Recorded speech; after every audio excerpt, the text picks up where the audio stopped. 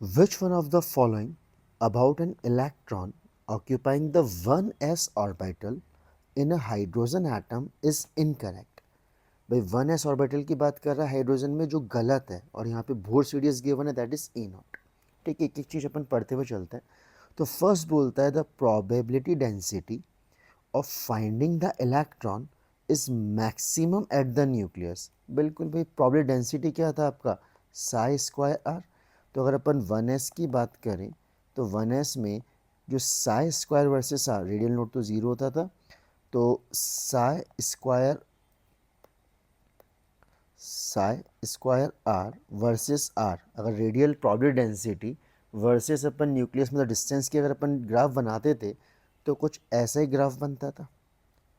तो वहाँ पे जो इलेक्ट्रॉन मिलने की जो प्रोबेबिलिटी थी वो मैक्सिमम कहाँ होती थी, नियर द न्यूक्लियस। तो भाई ये बिल्कुल सही बात बोल रहा है। Second, the electron can be found at a distance 2a0 distance from the nucleus. अब भाई इलेक्ट्रॉन है, अगर अपन बात करें न्यूक्लियस से कहीं भी, टू ए नॉट नहीं, इनफैक्ट इन्फिनिटी डिस्टेंस तक भी मुझे मिल सकता है, कहीं भी मिल सकता है इलेक्ट्रॉन। तो ये तो स्पेसिफिक बोल रहा है कि it can be found at distance 2a0। तो भाई मिल सकता है, डेफिनेटली मिल सकता है, तो ये चीज़ भी गलत नहीं है, इसको भी मैं सही लेके चलूँगा। अब थर्ड बोलता है the 1s orbital is spherically symmetrical. बिल्कुल, अगर मैं 1s की शेप बताना चाहूँ तो कैसा होता है ऑर्बिटल, स्फेरिकल इन शेप। ठीक है, तो ये कैसा होता है बेटा आपका, स्फेरिकल इन शेप। तो ये बात भी बिल्कुल सही बोल रहा है।